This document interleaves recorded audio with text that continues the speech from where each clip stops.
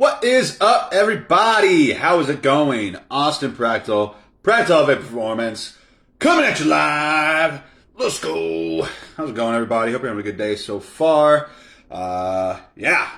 Today's Wednesday. Yes, it is.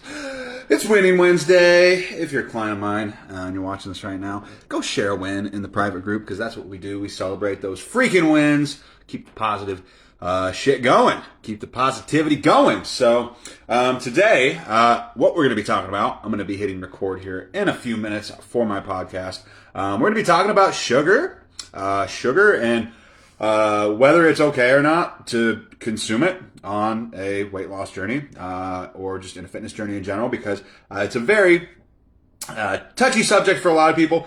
I don't think it should be, but there's a lot of people that like to believe what they want to believe, and I'm going to tell you what I believe and what's actually true. So at the end of the day, we'll see if I get some fun comments or not from people, because I'm doing this on TikTok too, and usually TikTok's a little bit spicier than Facebook is, because I don't know those people, and I know you guys, and you know me, and we're going to be talking about sugar, though. Is it okay on a weight loss journey, right? Is it okay? I'm going to be talking about, why sugar is okay in general. When you account for calories, I'm going to be talking about why it's not so great, right? Not for the reasons that people often tout it to be. I'm going to be talking about, the reasons why you may not want to have a lot of it, or you may not want to consume a lot of it on a regular basis, but also why, it's okay to have it in moderation. So we're going to jump into this here in just a minute, because this is something that a lot of people struggle with, because a lot of people, feel like they can't have things, and they feel like, they have to be so overly restrictive, it's not even funny. And so sometimes people are scared to even start a diet, right? Sometimes people are scared to start a fitness journey or a weight loss journey, because they, were doing such overly restrictive shit in the past that it's not even funny. So let's jump into this in just a second. But as you're tuning in, let me know how your day is going. Say hi in the chat. I'm going to take a swig of this real quick. And if you're watching this at a later time, #replay, so I know you saw it. Let's just get this shit rolling here. Here in just 1 second. 3, 2, 1. What is up, everybody, and welcome back to the Fit Parent Project. How's it going? Hope you're having a damn good day so far, whether you're listening to this during the day, or I guess if you're listening to this at night, I hope that you're having a good night too. But either way, we're going to jump into this topic today, and the topic today is sugar. Is it okay to have sugar on a weight loss journey? A lot of times people will probably kind of instantly say, no. People will probably say, I've heard that sugar's bad for you. Oh, I've heard that, I have to give up all of my snacks and my treats and things like that, if I want to lose weight. And with anything, right, a lot of, potential, well, I'll just come out and say it from the get-go. That's a bit of a myth, right? It's a bit of a myth. But some myths have, grains of truth to them. And so I'm not going to completely ignore some of those grains of truth or things that people kind of, think, or why they think certain things. But I'm going to be telling you guys the truth about sugar and weight loss and whether or not you can have it or not. Because, long story short, you can. But there's some nuances to it, right?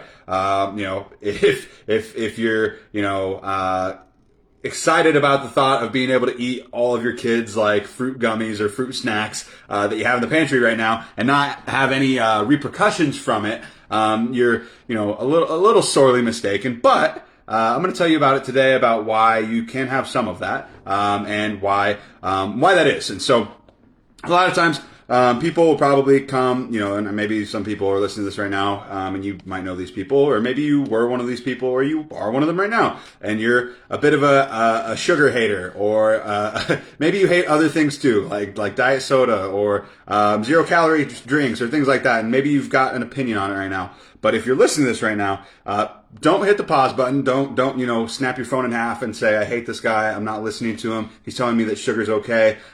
His podcast is the Fit Parent Project, and he's telling us that we can have sugar, and that I should feed my kids, shovelfuls of sugar. That's not what I'm saying at all. But what I am saying is that Everything in moderation in general is okay. Maybe not like methamphetamine, but I mean, other than that, there's a lot of things that you can have in moderation that are okay. I do not condone the use of methamphetamine, just throwing that out there. So anyways, that took an interesting turn. But yeah, I'm from Indiana, so that's kind of like, and I'm living in Washington right now, so that's still a very prevalent thing. But sugar, right? We're talking about sugar. Why sugar is okay is, like I kind of said, moderation in mind, and is an important factor that you need to take into your fitness journey, into your weight loss journey, in general, because if you're coming at it from like, I'm going to be 100% perfect about everything in my journey, I'm not going to screw up on anything. The first moment that you inevitably screw up on something, which you will, because it will happen eventually, life is chaotic. You're going to have something happen at some point that's going to throw you off, right? Where you're going to mess something up, or maybe you're going to eat a little bit of sugar, right? And if you're trying to lose weight and somebody tells you, hey, you cannot lose weight, or hey, you're going to stay fat forever if your goal is to lose weight if you eat sugar, just is totally and utterly incorrect and wrong. At the end of the day, sugar is okay when calories are accounted for. It is okay when calories are accounted for, because weight loss comes down to energy balance, right? Sugar is energy. Other forms of carbohydrates are also energy. Some of them are more, slowly digesting than others and slowly absorbed than others. But at the end of the day, it comes down to energy balance, right? Your body is a machine or like a system, right? If you put too much energy into that system or that machine or that environment, well, it's going to, store some. It's going to get bigger, right? If you don't give it enough to maintain its current, size or environment, or the machine that is you, aka being in a caloric deficit, your machine's going to get smaller. Your body's going to get smaller. You're going to lose weight. You're going to, be in a calorie deficit. You're going to be in an energy deficit.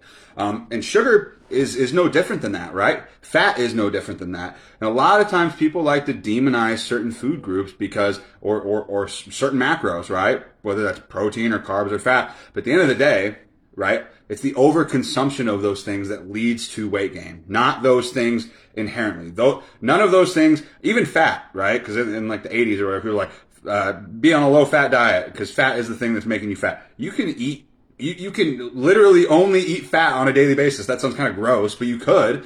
And if you're in a calorie deficit, you can lose weight, right? If you don't consume too many calories for what your energy system or your body needs right now, you can lose weight, right? Same thing goes for sugar. It's like any other energy source, when it comes down to it. And so, they've done studies where they've given people the same amount of calories, where, some people got, more like micronutrient dense and like carbohydrates, forms of carbohydrates, where they got that from, that was their source of carbs. And then the other, group got it from, primarily sugar. And at the end of the day, they lost about the same amount of weight and retained about the same amount of body composition. And so, when calories are accounted for, sugar is okay. Is it ideal? Not exactly, and I'll talk about that in a minute, and that's where kind of like these grains of truth come from. But at the end of the day, calories, when calories are controlled for, it's totally safe. Assuming that you don't have blood sugar problems or things like that. And so for your average person, like if you want to consume sugar while losing weight, plenty of people do it. Sugar is in fruit. Sugar is in so many things it's not even funny. And you may not even realize that you're consuming it. And to say that you can't lose weight because of sugar specifically, is just truly, it's incorrect, right? The reason you can't lose weight is because you're in a calorie surplus, or at maintenance calories at the very least. And so, your calorie deficit may be different than somebody else's. That could be a factor at play, because maybe you have like PCOS or thyroid issues or something along those lines, or maybe you're, not very good at tracking or something like that. That could be happening, and that's why you're not losing weight. But at the end of the day, being in a calorie deficit is the like guaranteed way to lose weight effectively,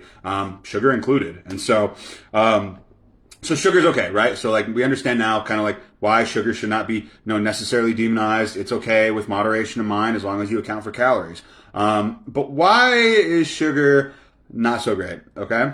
Why is sugar not so great? And I'm going to tell you guys why.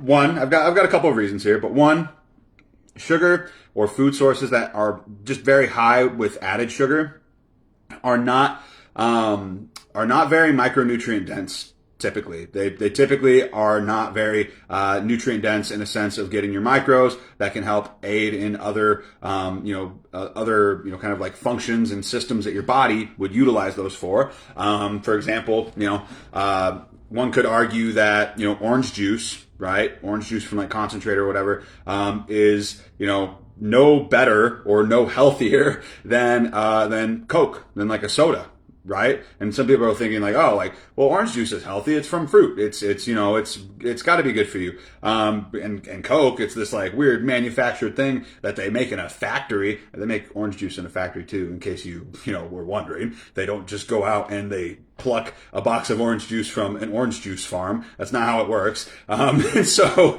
both of these things are like super processed foods, right? And super processed foods, again, when you account for calories, not inherently bad for you. No food or macro or calorie source is inherently bad. It's when it's overconsumed. And some, like sugar or some of these other processed foods, can be easy to overconsume, right? And they don't serve a lot of like added benefit when it comes to the micronutrient side of things or the fiber side of things. And they can cause blood sugar spikes more easily if it's a lot of added sugar and you don't have like the fiber source to kind of go along with it to slow the digestion of it. And so these are things that you need to be aware of. But that's one reason why sugar isn't that great. It's not inherently evil or this like thing that you like is like that you have to demonize in your journey, because that's unrealistic and that's unsustainable to say I'm never eating sugar again for the rest of my life.